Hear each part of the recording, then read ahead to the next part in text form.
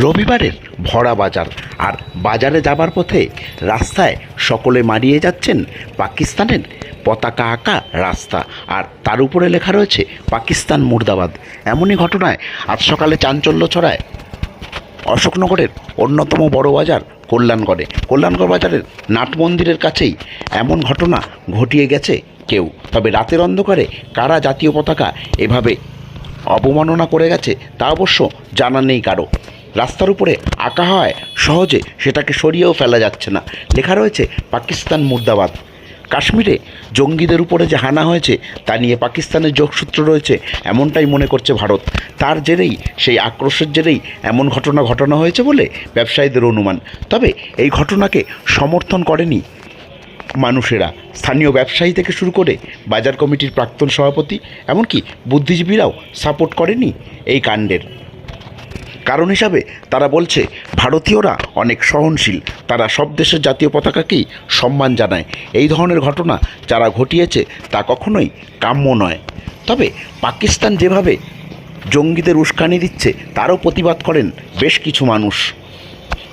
পাশাপাশি তাদের বক্তব্য, ভারতীয়রাও যদি এভাবে অন্য কোনো দেশের জাতীয় পতাকার অবমাননা করে তাহলে বাংলাদেশি বা পাকিস্তানের সঙ্গে তাদের পার্থক্য রইল কোথায়। কল্যাণগড় বাজারে সারাদিন ধরেই পথচারীদের দেখা গেল পাকিস্তানের জাতীয় পতাকার ওপর থেকে চলে যেতে, কখনো পায়ে হেঁটে, কখনো সাইকেল নিয়ে। দেখুন সেই ছবি এবং খবর। মুর্দাবাদ বলে এখানে দিয়ে হয়েছে, রাস্তার উপরে পাকিস্তানের পতাকা আঁকা রয়েছে, পাড়িয়ে যাচ্ছে সবাই। কারা করে গেল এটা? আমরা সকালবেলায় উঠে দোকান খুলে দেখি ওখানে এরকম লাগানো আছে, তাই ওটা দেখে আমরাই ভাবতেছি কারা লাগিয়ে গেল। কি মনে হয় কারণ কি এটা করার? কারণ এই যে রিসেন্ট যে পাকিস্তানের উগ্রপন্থীর ওখানকার যারা কাশ্মীরে যে ঘটনা ঘটলো তার পরিপ্রেক্ষিতে কিছু এখানকার যারা এখান বাইরের থেকেও না, এখানকার কেউ হয়তো এটাকে তার সমর্থন করেনি, তার জন্য এটা করেছে। পাকিস্তানের জাতীয় পতাকা এঁকে দিয়ে গেছে, মুর্দাবাদ লেখা আছে। মুর্দাবাদ, হ্যাঁ সকালবেলা দেখলাম। আজকে সকাল থেকে দেখছেন? হ্যাঁ আজকে সকাল। আপনার নাম? আমার নাম বাসুদেব ঘোষ, ব্যবসায়ী। এটা কল্যাণগড় বাজার। পাকিস্তানের পতাকা রাস্তার উপর আঁকা রয়েছে, পাকিস্তান মুর্দাবাদ লেখা রয়েছে। কি বলবেন? মানুষজন হেঁটে যাচ্ছে একটা দেশের জাতীয় পতাকার উপর দিয়ে।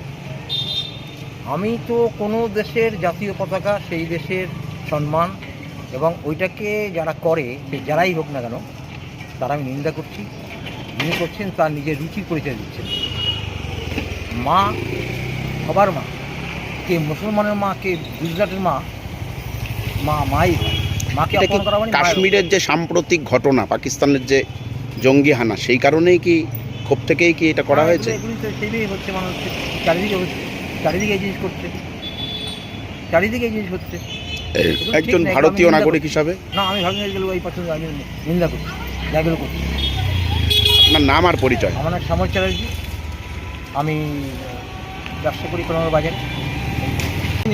হয়তো কালকে রাত্রির অন্ধকারেই এটা কেউ করেছে, যে করে থাকুক না কেন, এটা মোটামুটি বর্তমানে যে কাশ্মীরে যে হত্যালীলা চলেছে তার পরিপ্রেক্ষিতে এটা করেছে। তবে এটা মাটিতে লাগানো উচিত হয়নি, কারণ এটা অনেকেই পাড়া দিয়ে যাচ্ছে। তো অন্যকে যদি আমি সম্মান না করি, আমাকেও কেউ সম্মান করবে না। জাতীয় পতাকা যেহেতু এটা পাকিস্তানের জাতীয় পতাকা, আমরা ভারতের অধিবাসী, আমরা সহিষ্ণু অধিবাসী, আমাদের উচিত প্রত্যেকেরই সম্মান করা, এবং আশা করি তারাও আমাদের সম্মান করবে। যদিও পাকিস্তান কাউরি সম্মান করে না, বা পাকিস্তানকে এই পরিপ্রেক্ষিতে আমাদের যে অস্ত্র প্রদর্শন হচ্ছে, এখানে একটা কথা বলে রাখা ভালো, এই অস্ত্র প্রদর্শন, আমাদের পাশে শত্রু চীন রয়েছে, এই অস্ত্র প্রতিযোগিতা না করে বা অস্ত্র প্রদর্শনী না করে একটা এমনভাবে শিক্ষা দেওয়া হোক পাকিস্তানে, যারা মেরুদণ্ড তুলে ভারতের দিকে আর কখনো কোন দৃষ্টিতে তাকাতে না পারে।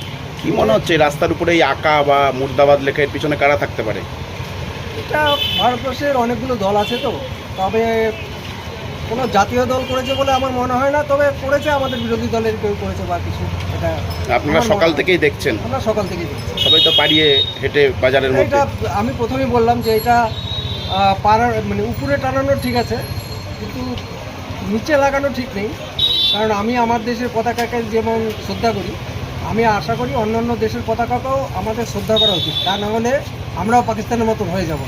প্রথমত 21শে এপ্রিল যে ঘটনা ঘটেছে পহেলগাঁও, নৃশংস হত্যাকাণ্ড, সন্ত্রাসবাদ, জঙ্গিবাদ, যেটা পাকিস্তান থেকে মনিটরিং করা হচ্ছে এবং পাকিস্তান রাষ্ট্র এবং সেখানকার সামরিক বাহিনীরও মদত রয়েছে, এর বিরুদ্ধে আমাদের প্রতিবাদ রয়েছে এবং সন্ত্রাসবাদকে নির্মূল করার জন্য আমাদের দেশের প্রধানমন্ত্রী তিনি ঘোষণা করেছেন যে এটা করা হবে এবং বিরোধী দলদের নিয়ে তিনি একটা সভা করেছেন। তাতে গোটা দেশ 140 কোটি মানুষ তারা ঐক্যবদ্ধ হয়ে দাঁড়িয়েছে বিষয়টি।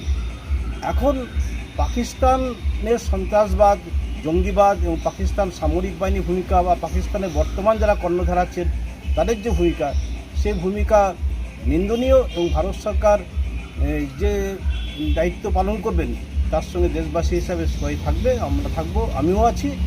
কিন্তু এই যে পাকিস্তানের পতাকা ইত্যাদিকে প্রজ্বলিত করে যাওয়া, কিন্তু সেখানকার পাকিস্তানবাসী যারা রয়েছেন, যারা চান না শুন না, আপনারা তো দেখছেন যে পাকিস্তানের অভ্যন্তরে এই বালুচিস্তান, তারা সেখানে 102 জন পাক সেনা মারা গেছেন। তো পাকিস্তানের অভ্যন্তরে ঘটনা, অর্থাৎ পাকিস্তানের এই কার্যকলাপকে পাকিস্তানবাসী মেনে নিচ্ছেন না। সেই যে পজিটিভ ফোর্স পাকিস্তানের ভিতরে রয়েছে, যারা চায় না এই ধরনের অশান্তি হোক, যারা বলছেন যে আমাদের সেনাবাহিনী প্রধানকে এসে আপনারা মেরে দিয়ে যান, এই যে অংশ পাকিস্তানের মধ্যে রয়েছে, এই মানুষেরা তাদেরকে আহত করা বা আঘাত করা, এবং সেটার থেকে বড় কথা হচ্ছে এখানে এটা করে লাভ কী? অবশ্যই যারা করছেন তারা একটা লাভ তারা ভাবছেন, এটা একটা প্ররোচনা সৃষ্টিকারী একটা উদ্যোগ। এখানে কোনো বিশেষ সম্প্রদায়কে তারা ওই পতাকার সঙ্গে চিহ্নিত করার চেষ্টা করছেন, করে লাভ নেই, কারণ দেশে 140 কোটি মানুষ সাথে দাঁড়িয়েছে এবং পাকিস্তানের যে মানুষ অধিবাসী তাদের একটা বড় অংশ হচ্ছে সংখ্যালঘু, এখানকার সংখ্যালঘু সম্প্রদায়, ওখানে তারা সংখ্যাগুরু, তারা ভারত সরকারের সঙ্গে মোদি বা ভারতবর্ষ যে স্ট্যান্ড নিয়েছে তার সঙ্গে রয়েছেন। এ সমস্ত কাজ অবিলম্বে বন্ধ হওয়া উচিত এবং যেখানে করছেন সুবুদ্ধি সম্পন্ন মানুষ সতর্ক থাকবেন যাতে কোনো প্ররোচনা আমাদের দেশের অভ্যন্তরে অশান্তি সৃষ্টি না করে। আপনার নাম?